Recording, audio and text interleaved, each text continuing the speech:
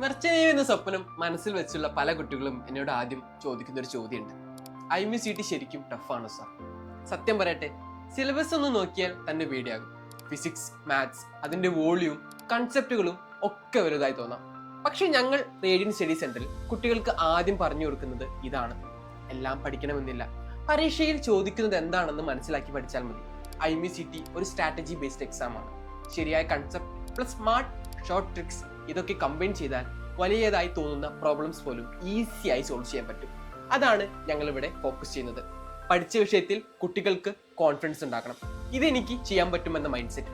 ഇന്ന് ഞങ്ങളുടെ സ്റ്റുഡൻസിൽ പലരും ഈ കോൺഫിഡൻസോടെ എക്സാം ഫേസ് ചെയ്യാൻ റെഡിയാണ്. നിങ്ങളും മെർച്ചന്റ് നേവി ഡ്രീം ചെയ്യുന്ന ഒരാളാണെങ്കിൽ സമയം കളയണ്ട, റേഡിയൻ സ്റ്റഡി സെന്ററിൽ ജോയിൻ ചെയ്യൂ. IMCT പ്രിപ്പറേഷന്റെ ബാക്കി കാര്യങ്ങൾ ഞങ്ങൾ ഏറ്റു.